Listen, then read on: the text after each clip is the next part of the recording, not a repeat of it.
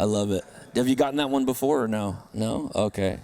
Let's thank God for a worship team on a Tuesday morning, okay? That's hard to do.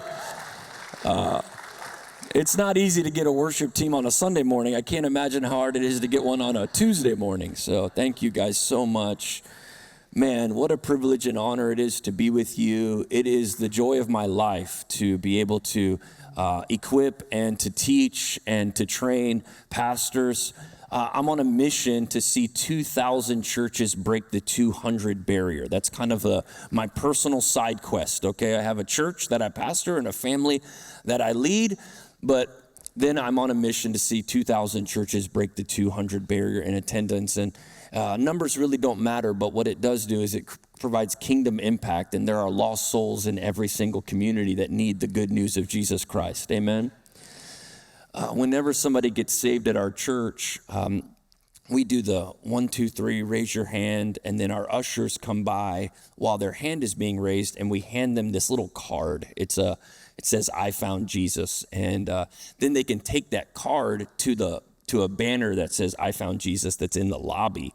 And what I do after every service is I get excited, and I run to the lobby, and I look for the little Bibles that we give to new believers, and I kind of play a little mind game within my own heart, my own brain. I'm like, I stole something from the devil. I'm always counting all the Bibles that I see, and I always congratulate those with the new Bible because I can tell that they're new to faith. And one of the things that I get to do is I get to say congratulations, welcome to the family of God, and it's a fun thing to be able to do that a couple times a Sunday. And one lady in particular, I congratulated her. She left, and she comes back to me a few weeks later after service, and I could tell she still had that new Bible. She had that new believer glow. I don't know, we lose it when we get into the ministry, but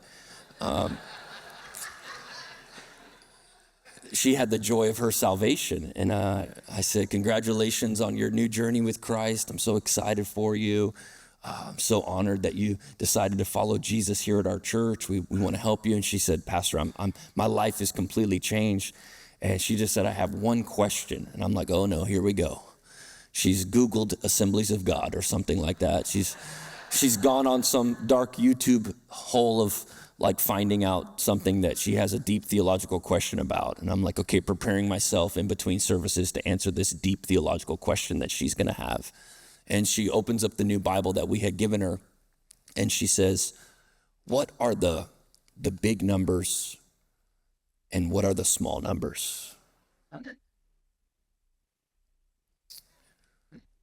And it really transformed how I preach. It transformed how I disciple people. It transformed how I see people who are new to faith or who are pre-Christian before they acknowledge Jesus as their Lord and Savior. And it reminded me that even in the South, there are people who have grown up their entire lives who don't know the difference between chapter and verse. And today, I want to help us all remind ourselves that there are people within 5 miles of this church, 5 miles of your church, 5 miles of wherever you're assigned to as a missionary, who do not know the difference between the big numbers and the small numbers. She didn't ask me about initial physical evidence, which is normally what I get, or our stance on political matters. She just wanted to know, what is the difference between the big numbers and the small numbers? So my heart today is to share with you some tools and some strategies that will help us reach people who don't know the difference between the big numbers and the small numbers. And we're going to get very practical this morning. We're going to it's less of a sermon, more of a workshop, if that's okay with you. That's why I have the stool, to keep me under control. Because I will preach. I'll preach, to 2 people or to 4 people and a cat. It doesn't matter. But I think that after last night and yesterday's afternoon's impartation, now we need implementation. Faith without works is dead. And so what you're going to hear over the next, 5 hours, however long you got me here, are some very strategic things and some very practical things. And I want to help you. This doesn't come from a sense of saying that our way is the only way. The beauty of our fellowship, the Assemblies of God, is that we're so diverse in our approaches and in our models. And one of the things that I just love to help pastors with is just maybe adjusting a few things, not our doctrine, not what we believe, but instead some of the practical things that will help your church go to the next level. How many were here yesterday? We're here yesterday. Okay, I just don't want to repeat the Panera Bread joke if I don't have to. But as many of you probably already know, we started our church from scratch in our living room. They have a picture of that that they'll show. Our church started, that was me bussing tables at Panera Bread. And then there's, our church started in our living room from scratch. And now we have 5 locations, and we've seen God do some incredible things. And I'm on a mission to help pastors do the same. And what I want to help you with today are very practical things. And I've helped a few people. I'll put them on the screen, but this pastor, Olaf from Texas, he said, Mike, you've helped me unlock and given me prophetic permission to step into this moment with the gifts that God has placed in me, and I'm so grateful for you. And then my friend Josh, since April, this was last year, they've seen 211 decisions for Jesus, 56 baptisms, and 160% growth. All glory to God.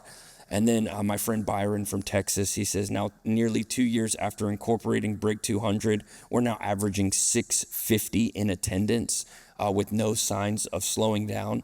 And I share these testimonies with you because they're from all over the country. It's not just in the South. It's not just big box. There's several different models and several different things. And then Carlos Rodriguez, he said, any pastor contemplating this, do it now. We were averaging 150. Now we're averaging 350. And that's only 6 months after implementing Break 200. So some of the things I'm going to teach you today really do work. And I know in a crowd this size, you're probably thinking, what can you teach me? I can't teach you anything. I'm only going to share the little bit that I know. But one of the things that we're going to do, and that they have done, is they've put the QR code on the screen for questions. And I know that there's probably a lot more questions than I'll be able to get to. But this is a workshop, okay? This is not a sermon. And so I want you to, no question is off limits. No question is too dumbed down or too simple. Sometimes it's the most simple things that actually make the biggest difference. And when the Spirit illuminates into your heart and mind, I could do that. I could do that simply. It can help your church go to the next level. And it's not so that we can sit here and say, look how big our churches are. It's so that we can say, look at the impact God is using our church to make in the communities that we're called to. And, ministry is funny because I liken it to like have you ever seen like a tailgate tent before? You know what I'm talking about? You guys don't have a professional sports team in Portland except for the Trailblazers, but we don't have one either. In Raleigh, we have a lot of college football, and there's these tailgate tents, and they have like different legs. We have one at the church that we put outside, and it has 6 legs on it. I was driving home from church. I should have helped the guy, but I was watching the guy tear it down from a distance. Okay, I had preached 3 times. I had done my part. He was doing his part, and yeah. And I'm watching him with these 6 legs, and he pulls one of them up, but then the rest of the tent is like wonky. So then he's got to go to the other side, and he's got to pull the other leg up, and then he's got to go to the other side and pull the other leg up, and he's doing this all by himself. And I'm like, that is my job. That is ministry personified in the illustration of a tent. You get here, you finally get that new youth pastor that you've been praying for. It's like, okay, we got it set, we're good. And then you look over and it's like, oh man, the website has 1999, senior luncheon banner on the homepage. It's like, I got to go over here and fix the website, okay? And you get the website fixed, and then you look over and like the men's ministry director quit. So then you're like, oh man, I gotta make some eggs and some bacon on the first Saturday of every single month, And then you get that one right, and you look over, you're like, your kids' pastor is burned out, and they can't find nursery workers, and the one nursery worker that's been there for 50 years is like, hiding from your sermon. You know what I'm saying? You guys, we all have a nursery worker that hates you, and they serve in the nursery because they hate you, And it's like you go over here and you're like, okay, I gotta get this nursery worker to smile. And it's like this and as soon as you think you've got all the legs right, the first leg, the youth pastor quits again. So then you got to go back to the first leg. It's like spinning plates. And so what I've designed are 6 things that if I took your job tomorrow, if I was voted in tomorrow to your church, which I'm not, you're assigned there, but these are what I call the 6 growth gauges. If I was assigned to your church tomorrow, these would be the 6 things that I would probably put on the whiteboard or sit down with the leadership team, and I would say, okay, these are the 6 things we're going to focus on, because if not, how many of you know ministry will get away from you if you don't have priorities? You know, you might love hospital visits, but if hospital visits take over, then other parts of the ministry get neglected. You might love counseling, but if counseling takes over, then you might neglect some of the other things. And so if I were to start at your church tomorrow, these would be the 6 things. These are called the 6 growth gauges. And what happens in this workshop is a lot of times people are like, you know, they'd start taking pictures of the screen.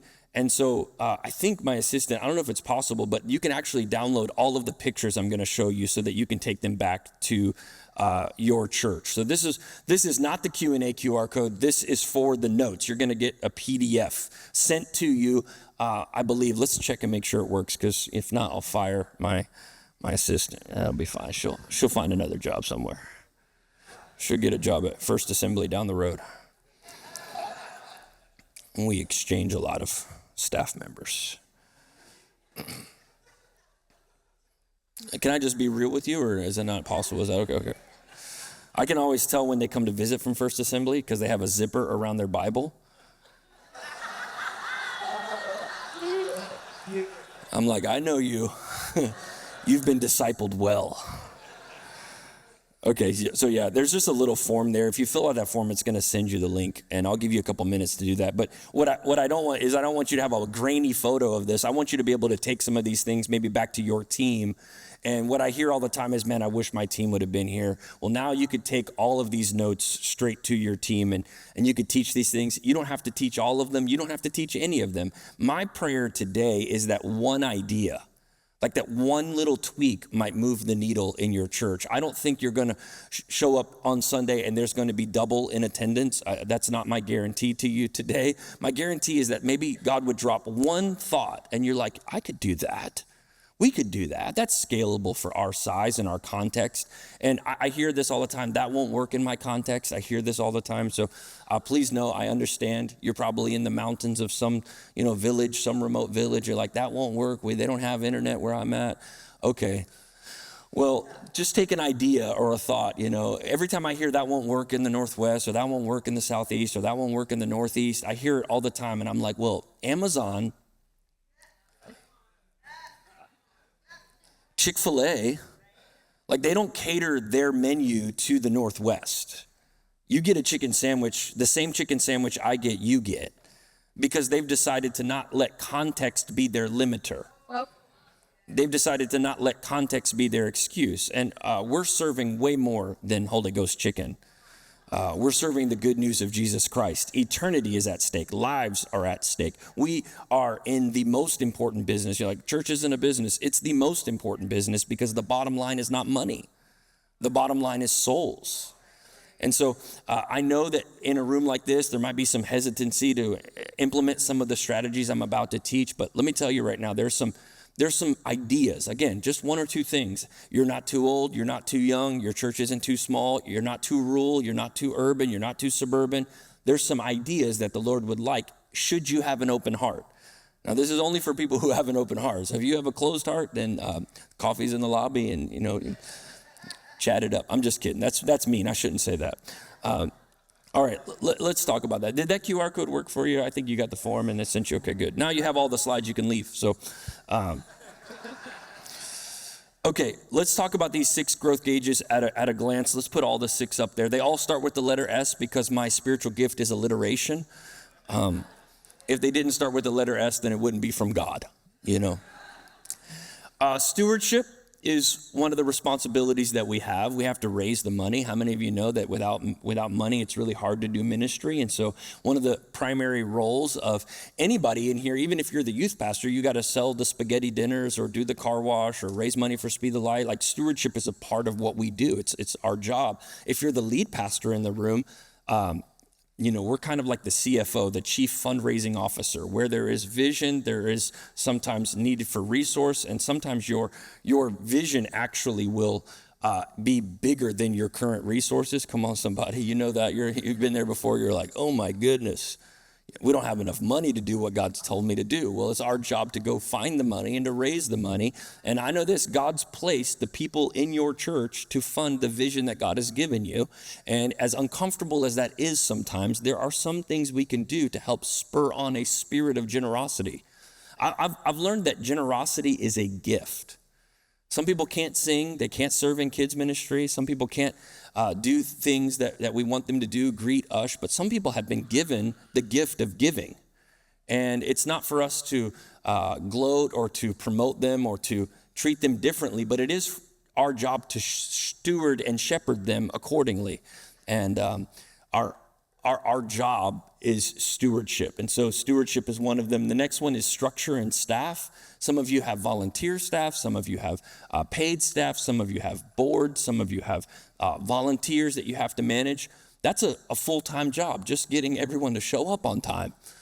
Just getting everyone to get on the same page. This is part of our job. The next one are the systems. That's where we'll spend a lot of our time today, because I think that a church can grow by your charisma up to a certain point, but at some point, your systems will actually dictate the size of your church. At some stage, not in the early days, you got to preach and you got to sing and you got to get the people engaged. But then at some point, your systems will actually either limit you or they'll increase what you can do for the kingdom. The next one are Sundays. Sunday mornings is really important. It is the front door for most people in the United States of America. You're probably like, no, we prioritize groups. That's fine. But for most churches, the Sunday morning experience is the primary mechanism by which people are saved. It's not where they're discipled, but it is where they are saved. And the next one is sermons. You got to preach, okay? Preaching should be fun, okay? You should have a good time on Sunday mornings. You should know that if we're going to do this for 30 years, 40 years, we need to have fun doing it. I tell myself all the time, if you're not having fun, you're going to do this not as long as God wants you to do it. So you have to have joy when you preach, but you also have to have double barrel preaching. It's not my term, but coined by another pastor. He says you have to preach to the senior saint that's in the room that has been walking with God for decades, and you also have to preach to the sinner at the same time. And learning how to do that double barrel. Y'all have guns here, double barrel. You know what that means? It means it's two barrels. I don't know. It's like, I don't know where I'm at. I gotta be careful, I said Subarus yesterday, and I was like, no Subarus. We drive trucks here. It's like, that's Portland. I'm like, okay. I thought I flew into Portland, so I don't know where I'm at. It's like.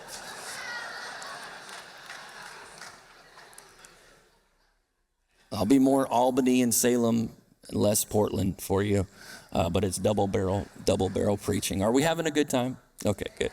And then lastly, all of this doesn't matter if you don't carry the right spirit. Like ultimately, what is ministry? Ministry is the spirit that you carry. When people ask me, what is it like to be in the ministry? I have to carry the right spirit. Because if I don't carry the right spirit, then none of this matters. None of the tools I'm going to present to you really matter if you don't have the right spirit. If your motives are impure, if you're after status or some sort of raise or some sort of financial gain, none of that matters. You have to carry the right spirit. It is the foundation of your church has to carry the right spirit. If you're forcing things that are not the right spirit, it becomes obvious to the outsider that they've been duped or they've been tricked, that it's gimmicks, it's games. What I'm going to teach you is very strategic, but without the right spirit, it doesn't really matter. And you got to have the right spirit. So let's start with systems.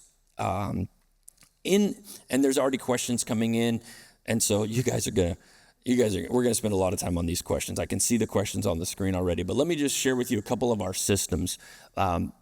When someone comes to your church, you have to have a next step for them to take. It needs to be obvious, clear, and simple.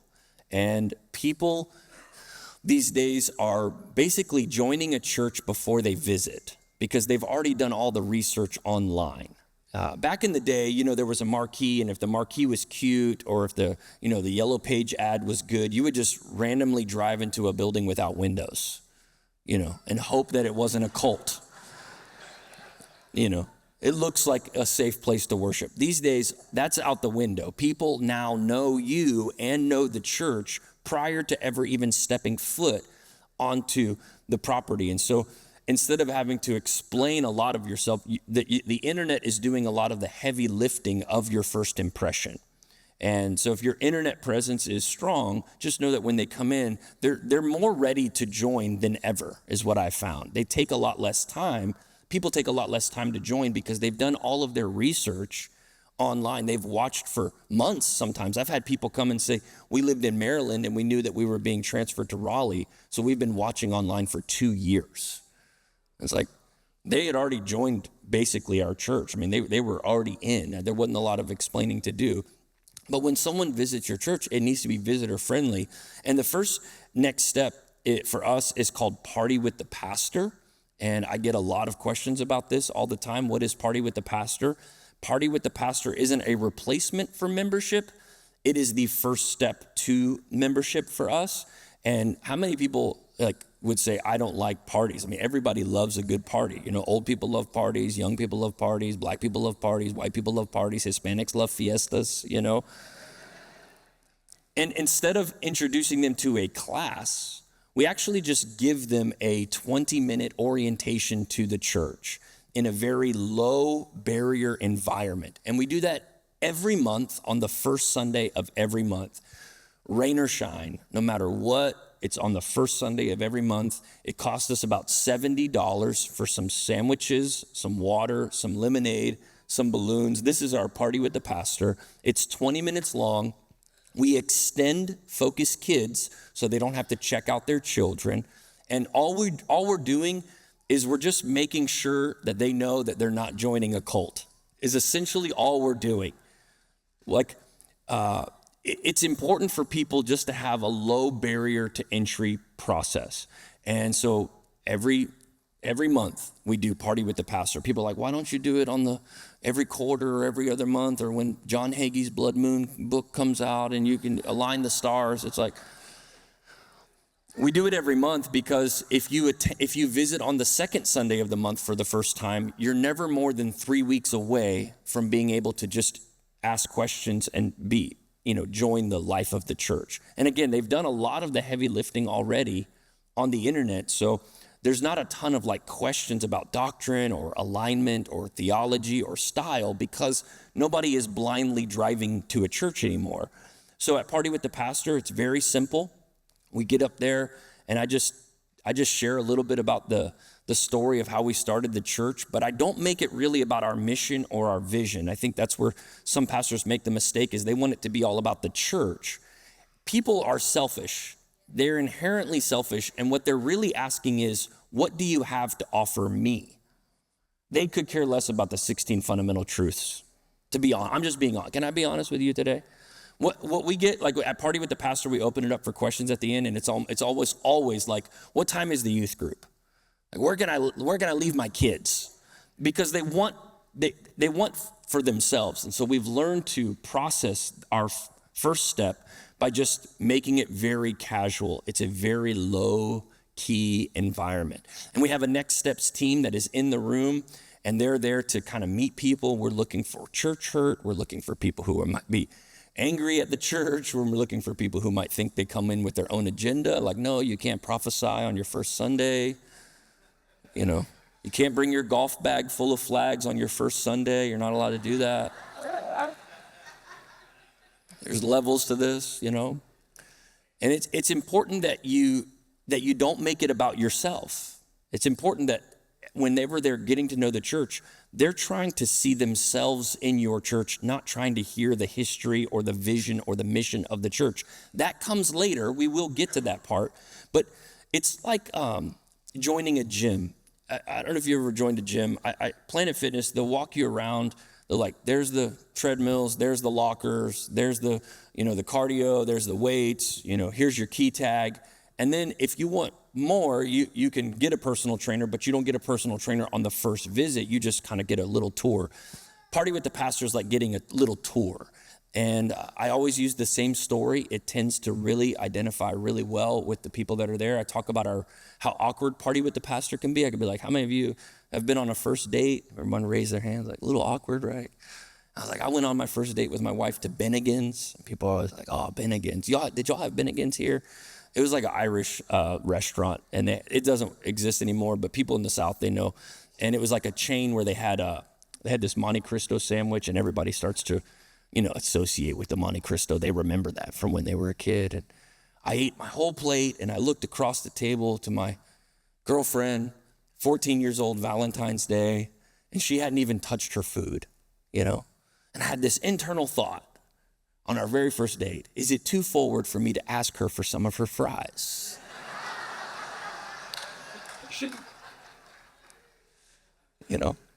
And they all laughed like you just laughed. And then I had this second internal thought, like, why am I pretending to be someone that I'm not? If I want a second date, I should just be myself. And so I just asked her, are you going to finish those fries? She said no. She pushed the plate across the table, and I've been eating off her plate for 22 years, And Party with the Pastor is the same way. I'm giving you an example of what I share at Party with the Pastor. We don't want to pretend to be a perfect church or a church that we're not. And we would hate for you to be pretending to be someone that you're not. And we don't want you for the next 3 months, 6 months, 9 months, kind of wandering around trying to figure out if this is your place. My desire for you is for you to know that this is your church home. And if it's not, it's okay. But we want you to leave here knowing I can be myself, we can be ourselves, and we want there to be opportunity for us to accelerate the time between your wandering around finding a new church and your joining our church. We want to try to make that as quickly as possible. And that illustration every single time gets people to say, man, I think I'm ready. Because what it does is it puts a picture in their mind as to what we're trying to accomplish. So we have Party with the Pastor on the first Sunday of every single month. After every service, I always get this question, how many times after every service, every location? And the key is to not make it hard to find, okay? So we don't put it in the basement of the fellowship hall 4 miles away, It's like, hey, you see those balloons in the back of the sanctuary? Just go to those balloons and we'll take you right to Party with the Pastor. Because we've realized if people see their car or they see their kids, they ain't staying. It's just the truth. So we try to make it as easy as possible. Hey, it's the first Sunday of the month. We'd love to have you join us for Party with the Pastor. At the end of Party with the Pastor, one of our hosts comes up and they invite them to what's called Serve 101. Serve 101 is like a ministry fair. You guys ever done ministry fairs like Royal Rangers and Missionettes and young adults? Well, we do that, but we do that in the form of just a real short gathering. As you can see here, we take a picture at the end and people can actually find the team that they feel like they might fit on. And we're very clear. Just because you came to Serve 101 doesn't mean you get to be on the team that you choose, but it's a good first step because some teams require spiritual maturity. Some teams require conversion. Some teams require criminal background checks. And so we're very clear at that. But what we have found is most people, they're either new to town but not new to faith, or if they are new to faith, we can help them find a team where someone new to faith can serve in. So there are levels to where people can serve, obviously, but we're doing our best during Serve 101 to identify where that person is at and which team they want to be on. And then from there, we always have a follow-up call right after Serve 101. And if there's something in their life that we have asked questions about that maybe is a red flag to hey, I hate people. Well, you signed up for greeters. Yeah. You should probably just count the offering because that's where the people who hate people go. One for you, two for me. And at Serve 101, they're able to join a team. And you're like, they're able to join a team 2 weeks into their journey. For us, they're able to join certain teams 2 weeks into their journey, not any team, okay? Let me be very clear.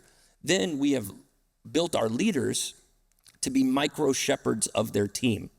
So the head usher isn't just managing the ushers. They are shepherding the ushers. So if they get a new usher, what they're doing is they're asking questions on discipleship. We have found that in our small groups ministry and in our teams, they can both be equal agents of discipleship. So pre-service huddles aren't just like, okay, guys, today is our missions offering. Make sure you pass the bucket the right way.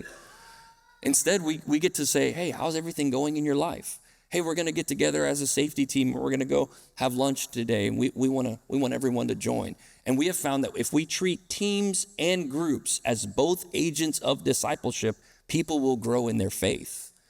And so at Serve 101, they join a team. They get a lanyard. They take a picture, and it's an incredible time. As people begin to show leadership potential, we invite them to something called I Get to Lead, which is another system. And that happens twice a year. It happens before Easter in February and before back to school in August.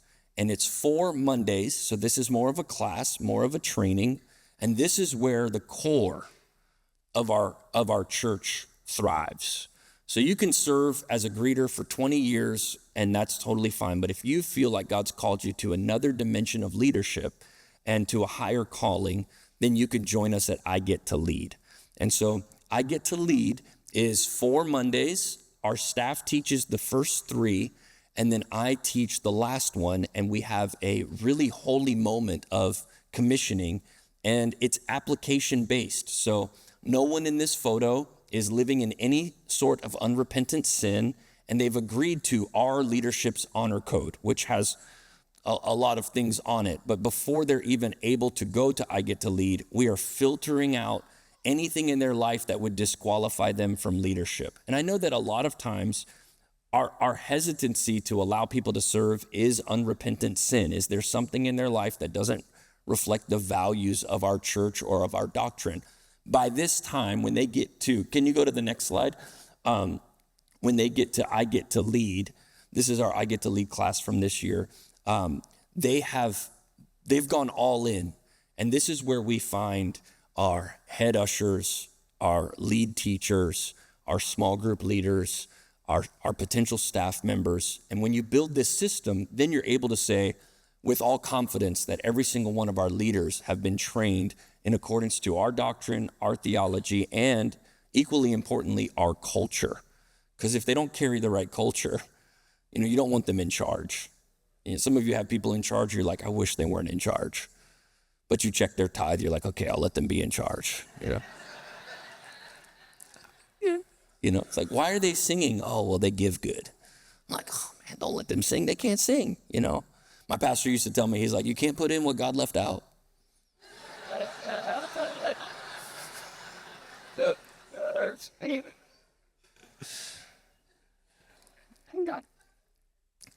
And all of this really starts with the U card, which is the next slide. It's our connection card that gets mentioned 3 times during the service.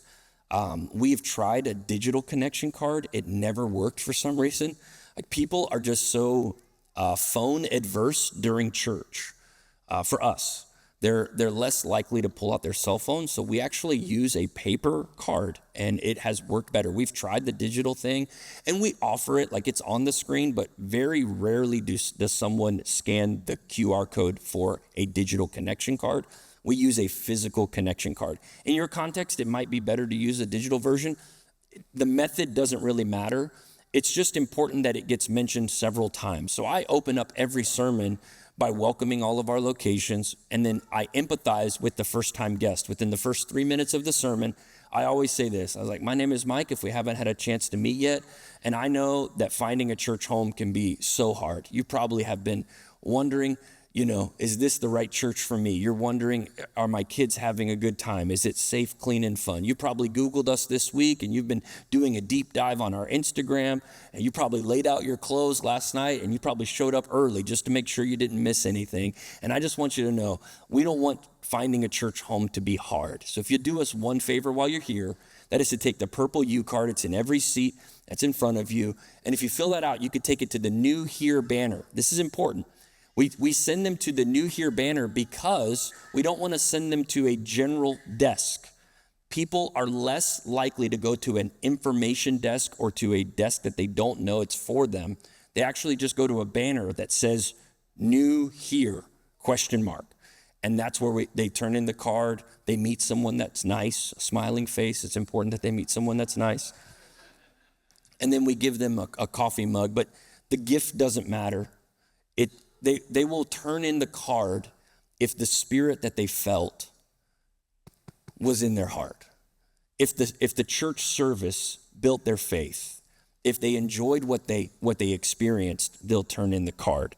And then as soon as they turn in that card, our team, after everybody leaves, they're going through and they transfer that paper card into a digital card for us. Our campus pastors get alerts.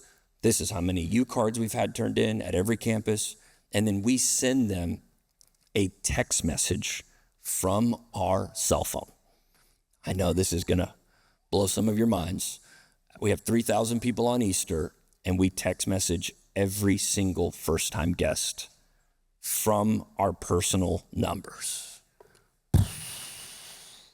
Here's an example of that text. It's one of my favorite ones from our campus pastor at our East location. He says, "Hey, is this Kevin? This is Michael Whitlock, from Focus Church, campus pastor. How did you enjoy today?" And then he doubles down because how many of you know spam texts are rampant? And so he tells them, no, it's not a robot text. And then he triples down and's like, "I'm a real human. Here's my memoji." So because he does that, what it does is it humanizes the follow-up instead of it feeling like they were just put into a database and it was automated. And people know when they've been put into a system because they get text messages from Walgreens and from the eye doctor and from Amazon. And there's a huge difference in an automated text message versus a personal one. And I always get the pushback like, what about people that are crazy? Well, there's this button on here where you can block people. And in 12 years, I have texted thousands of people, and I've only had to block one person. And she got crazy, okay? She was probably on some drugs. And she was writing songs, and she was sending me the YouTube link to the songs that she wrote. I was like, "Babe, look at this song," She's like, "Block that lady." I was like, "Okay, I'll block her." A lot of times what we get are just like very simple responses. "Oh, I love today. Thanks so much." That's it. And then the goal is not to move them along. The goal is to try to cultivate a relationship, friendship, a connection. And if it goes any further, if they need to take any further steps, then we'll tell them, "Hey, we would love for you to join us at Party with the Pastor. It's coming up in just a few weeks," or whatever. On average, we send to first-time guests, first-time givers, and thanking volunteers. We send about an average of 600 to 800 text messages per week as a staff. And we have texting parties where we'll all sit together in the conference room. We print out the list. We texted 6,000 people for Easter from our phones because we do have like a group text automated system, but we only use that for people who have already joined our church.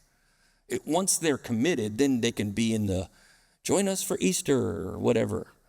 But it's important that people at the front end of their journey get personal connection of some kind.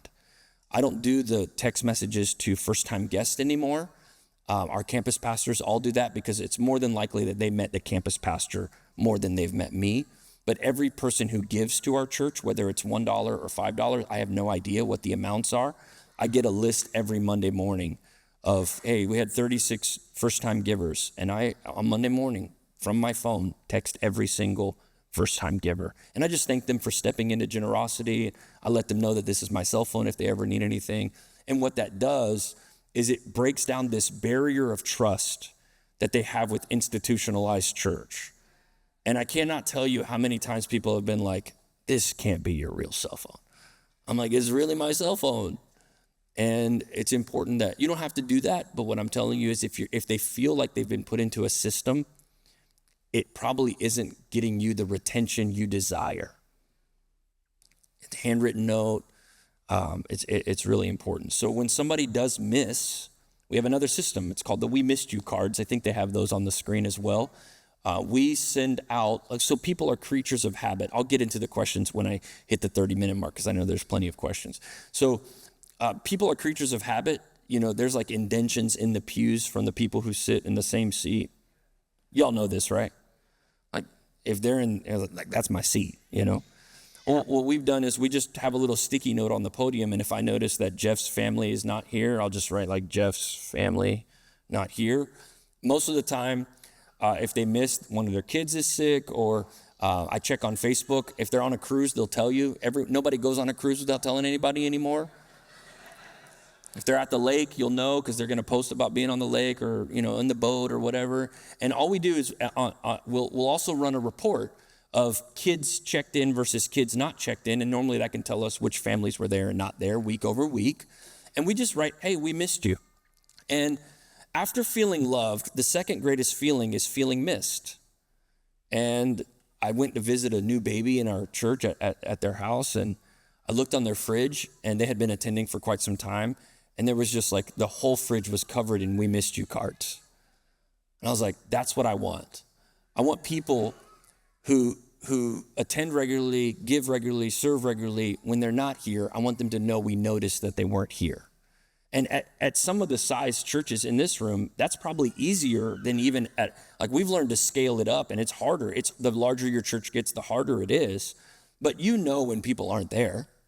And it doesn't take but 5 seconds to write a little handwritten card that just says, hey, church wasn't the same without you. We really love you. Hope everything's okay. And I've had people tell me they were at another church. They're like, yeah, we were down the road. But when we got that in the mail, we said, there's no way we could leave a church that notices when we're gone. So it's very, very personal. We've even taken it a step further. I don't have them with me, but we've done kids ones now. And there's like, for the kids, it's like a superhero. And it's like, you know, it wasn't the same without you, or princess, Legos. It's like a bunch of different ones. I can try to find the picture in between the break and show them, but it goes straight to the kids. So the kids worker at the check-in station is writing these after church, and they just go in the mail, and kids are getting something in the mail that says, man, my church missed me. Very powerful and very simple, but you have to do the same thing over and over again. So then our pre-service huddle is another system that we have. Obviously, in the next slide, your pre-service huddle is so important because it sets the tone for the day. Even if you're small, having just a little gathering before the service that says, hey, today there are going to be people that are going to walk in here that don't have the hope of Jesus. And the way you greet them really matters. And the way we serve them really matters. What it does is it brings the synergy to the team, and the team can peak whenever you do the altar call and be like, hey, they raised their hand. I saw that person get saved. Hey, there's a new family. Okay, don't be weird. Don't overwhelm them, you know. But this is a training opportunity and an opportunity to get everybody on the same page. Okay, let me dive into some of these questions. What teams do you allow people to join within 2 weeks? So our leaders are pretty good at having a spirit of discernment. So we've trained our leaders to discern. You can't be on the worship team. You have to attend 6 rehearsals prior to joining the worship team. And that's just to show if you'll show up to practice without ever even being on the stage. If you won't show up to 6 rehearsals, then you're not, then it's about you, you know? And so for our worship team, we require an audition. And at this stage, in the early days of our church plant, it was like, I don't care. They probably were hungover, to be honest. Not the leader, but everybody else, you know? Because your bar goes up over time, say like as a church planner, you're like, if you have a pulse, you have a purpose, It's like in the early days of the church plant, our bar was a little bit lower, but your standards, as the church grows, your standards have to grow because you're reaching more people and with more excellence and more spiritual maturity. So what teams do you allow people to join within 2 weeks? Our guest experience team, which is our greeters, parking lot, facilities, cafe, any of those that don't involve direct leadership with people, you can pretty much step into at any time. And let me be very clear. The amount of people coming to our church that are like completely out, not in the will of God, is very small. Most people are new to town. They have some idea of the Lord. They've followed God. And so I think a lot of times we think, oh man, we're going to have a bunch of crazy people in charge at our church. Like that really is not the reality. Most people that are coming to church have at least a portion of desire to be there and an understanding that they're going to a church. It's just making sure that they're not too hurt and they're not going to gossip or slander, or they're not living in an unrepentant lifestyle. I would say that a lot of our teams you could join. You can't join our prayer team. You can't join the worship team. You can't lead a small group, and you can't work with kids within 2 weeks. That would be kind of like off the top of my head, like the list of, probably can't count the offering, Everybody gives online anyway, so like, what are you gonna take, the $30 that somebody pulled out of their pocket? I remember in the early days, man, it was the lowest Sunday we ever had. It was like 3 weeks into the church plant, because the church starts strong when you plant a church, and then all your cousins that were there, they leave. So it was the Sunday after Thanksgiving. So our church was young. Everyone went back to their homes for Thanksgiving, and we passed the bucket, and it was $11. And I had put a $10 bill in. That's it. So I just reached in there, grabbed my 10 back. I'm like, if no one else is going to give, then I'm not going to give either.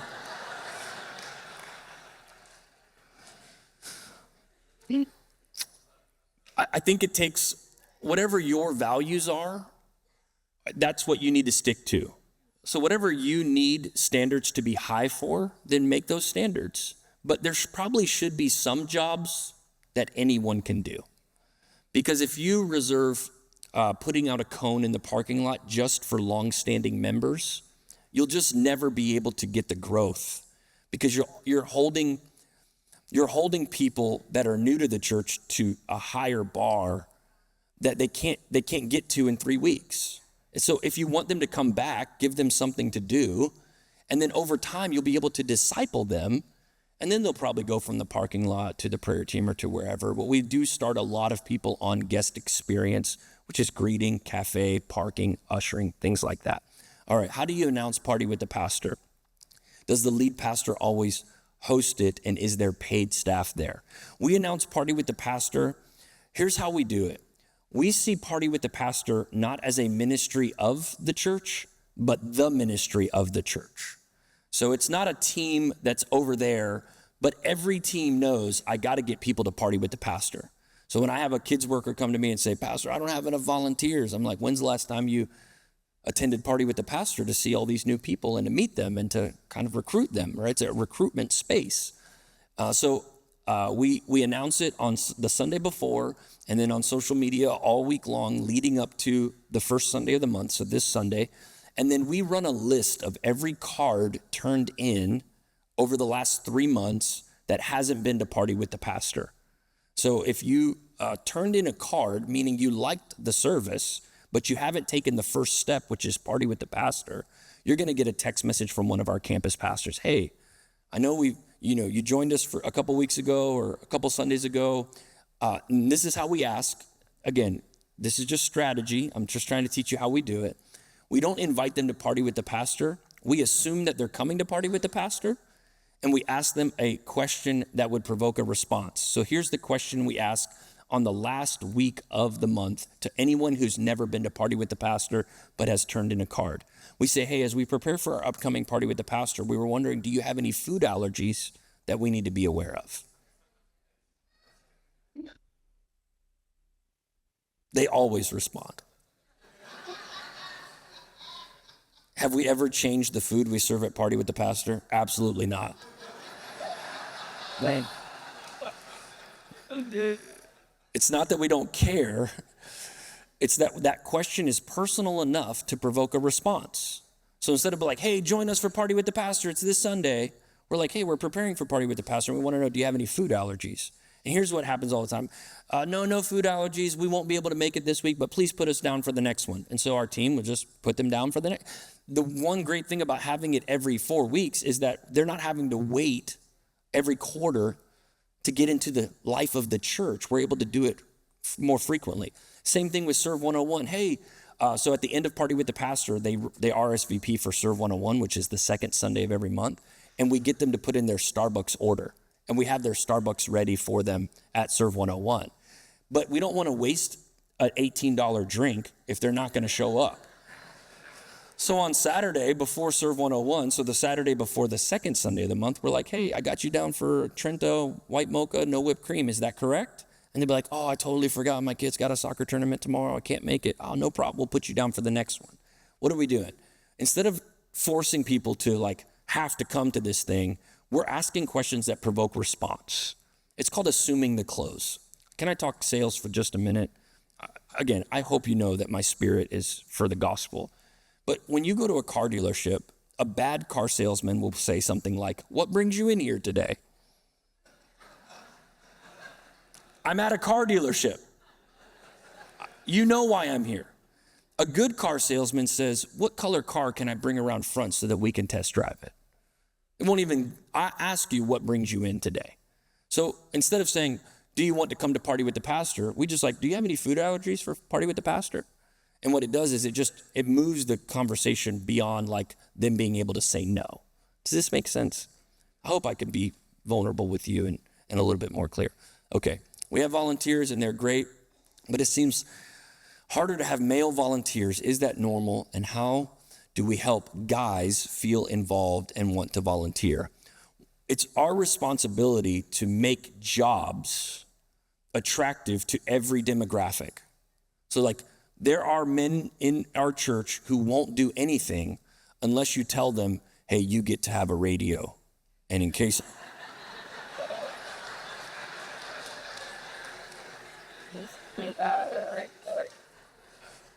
like every guy wants a radio, okay? I remember in the early days of our church, I wanted a safety team so bad. I wanted the perception of safety for our kids ministry. And so the guy was like, I told this guy, it's like, I want you on the safety team. He's like, yeah, let's get some radios. I'm like, okay, I'll get some radios. Early days of the church plant, no money. So I go on Amazon, I'm looking for radios. They're expensive. They're so expensive. And so on Amazon, whenever you go to like look for something, it says customers also bought. You know that? And down underneath was like these headsets, the Secret Service kind. And they were only like $2. Early days of the church plant, okay? So I just bought the headsets. And I show up to the next Sunday, I'm like, hey, put this in your ear and put it in your shirt and put it in your... He's like, where's the radio? I'm like, I don't have a radio.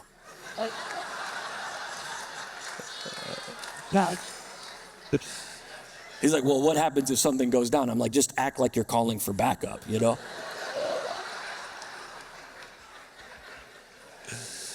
We have radios now. Right. Good. I think there's inside of every single person, there's a desire for them to discover their purpose. So it's one of our jobs, whether they're male, female, old, young, is to identify what the Lord has placed on their heart and to facilitate that. So it's our job to create the job that is inside of every single person. And if you're having a hard time finding male volunteers, then maybe it's time to have a men's Bible study on Fridays and to really elevate the culture of male involvement and male leadership. I think it applies to every demographic, though. Same thing for teenagers, right? Teenagers deserve a place to serve in the church. So you got to create a job for them. Not every female needs to serve in the standard box that we've checked off for every female to serve in. They can preach, they can lead, they can facilitate the service, they could lead party with the pastor, they can do all of these things. It's just our job to create those jobs and to empower all demographics to serve. And that's really important. How do you handle when it's discovered that one of your vetted leaders is participating in sinful activity that would disqualify them? What is your honor code? I will do my best. If you filled out that form for the notes, I'll have my assistant send you our honor code so that everybody can have it in an email afterwards today. I mean, we've learned to have hard conversations. That's part of the job. Like, I'm not going to tolerate it. I'm just not. If you're living with your boyfriend or girlfriend, you can't serve in leadership at our church. That's just the facts. If you're cheating on your spouse, you can't serve in our church. You're in sin. And that's part of my job, is to confront some of the blind spots in people's lives. You know, I like to eat at Chipotle, and I try to get there before the Baptists do. So I'm normally knocking on Chipotle's door at 10:59. You know, they open up at 11. And I ate Chipotle, this was a long time ago, and they have cilantro in their rice, and a piece of cilantro got stuck on my teeth. I mean, a piece of cilantro the size of this building. It was right here. And I went back to work, tons of meetings, one-on-ones, appointments. And I show up at home, and I don't know what kind of marriage you have, but I want the kind of marriage where I walk in the room and my wife's like, "Ooh, you lost weight today," you know, or the anointing just walked in. And I couldn't even get my bag down on the floor. And she goes, "What is in your teeth?" Like, go like this. I'm like, "Oh my goodness." And then what do? I do what any of us would do, is I go through the Rolodex of my day, and I go back to everyone who I talked to that didn't confront me. And the person who loves me the most, my wife, confronted me the quickest. The same is true for our job as pastors and leaders. If somebody has something in their teeth, spiritually speaking, or if their lifestyle is not lining up with your core values, it's your job to love them enough to confront them. If my kids are out of line, I'm not asking someone else to do the heavy lifting. They're out of line. I'm their dad. You're their pastor. So if they're habitually late, or if you know they're living with their boyfriend or girlfriend, or if you know they're in unrepentant sin of any kind, I'm not here to elevate certain sins over another. Maybe God has placed you in their life to be the person that they think years from now, for confronting them on the areas of their life that they should have surrendered to Christ. And if you've tolerated it, that's on you. They're going to go to the next church and they're going to say, "Yeah, I live with my boyfriend, I live with my girlfriend, or I do this, I do that." And they're going to be like, "Your older pastor didn't tell you that that was wrong?" It's more of a reflection on our lack of confrontation. I know that that's harsh, but it's just a true reality. You don't have to do it in a mean-spirited way. But I'm thankful for some of the pastors that I worked for that said, "Son, you can't show up late like that." Or, "Hey, you can't talk to your wife like that." I'm grateful. It hurt in the moment. I didn't like it. But now I look back and I'm grateful for all of the pastors who I served under who called out the blind spots in my own life. If you have a team here, if you have a staff, it's kind of our responsibility, because I say this with all due respect, but parenting is at an all-time low. So they haven't been raised to know that when you shake a man's hand, stand up. Look him in the eye. "Yes, sir. No, sir. Yes, ma'am. No, ma'am." Show up early. Show up on time. Show up prepared. Some of the most simple things that you and I probably know have been missed and lost in this next generation. And it's kind of our job to confront some of the blind spots. And the pulpit drives the church. So when you preach with some practicality at the end of the message. Hey, here's how that looks like to be a good father or a good husband or a good man or a good woman. It's okay to confront what the Bible says publicly as well, because people are looking for clarity more than ever, because the church has gotten a little muddy. So it's our job to clarify. This is where we stand. This is how we do. I felt good about that. I don't know if you felt as good. It felt good saying it. I don't know if it felt good receiving it. How do you think churches should implement discipleship since so many have done away with classes? How do you think intentional discipleship should happen? So our groups model is a 4-semester groups model. It happens, you can get in a group 4 times a year. And the reason we don't do a year-long group is because our leaders need a chance to see the light at the end of the tunnel. All right, they're like, how long do I have to lead this group? Or like, till Jesus returns. Put your blood on this paper. Most people can give 10 weeks and not 52 weeks. So we give an on-ramp 4 times a year, and then our groups are divided into 3 different categories. We have core groups.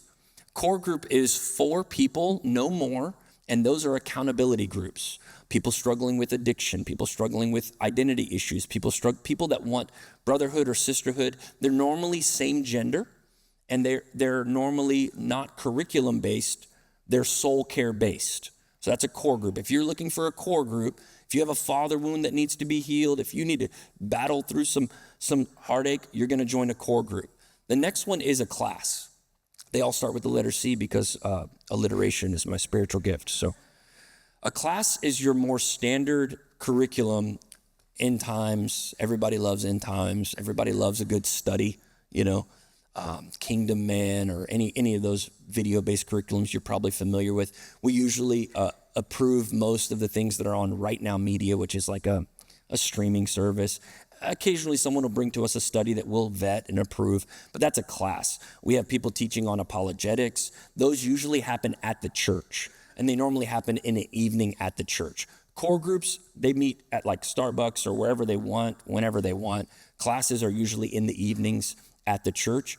And then we have community groups. Community groups is gonna be moms or, single parents or whatever it might be. That's the runners, of Raleigh. They're gonna run together and then they're gonna have some time of discussion and discipleship.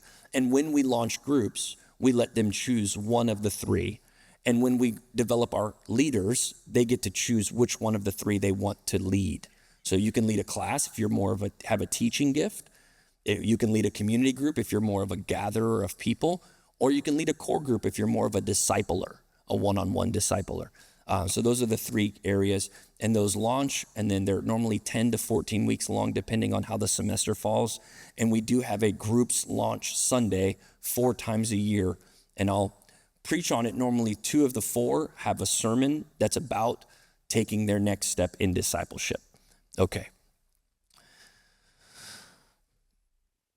Many church planters seem to have an entrepreneur spirit about them. How would you advise a planter not wired that way? I would say this: starting anything from scratch is going to be hard.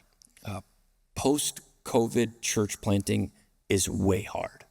It's harder than ever to start a church. Okay, I'm not saying it was easy for me. I worked at Panera Bread, but the trust in every institution is so low. After COVID, we don't believe in education. We don't believe in politics. We don't believe in healthcare. We don't believe in the church. And so one of the things you'll have to do as a church planter in today's era, especially probably in this region of the country, if I could be so free to speak, I don't live here, but you'll have to really learn to establish trust. You don't have to be a businessman. You don't have to be an influencer. You don't have to have a YouTube channel with 1 million subscribers, but you're going to have to somehow convey that you're a trustworthy leader. Every pastor here has to increase trust. In order to increase trust, you have to increase transparency. You have to put safeguards in place where people know that you're not going to get funny with the money, that you're not going to get, go on a cruise with the tithe, directly, on the church card. You're not going to. And it's important that as a church planter, you really just build a culture of trust. I do think that anyone that's going to start a church, whether it's a house church model, a campus model, big box, whatever the model is, you will have to galvanize a team. So if you're not someone that wants to build a team, you probably won't build a great church. And that's with all due respect and love. You don't have to have a business strategy to build a church, but you need trust and you need a team. You need to be easy to trust, hard to hard to offend. Sorry. This one's off the dome.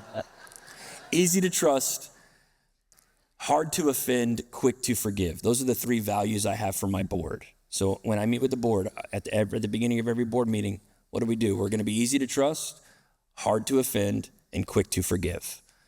Those are the 3 attributes of our board. I mentioned those to our staff as well, but in a board meeting, we have to become easy to trust.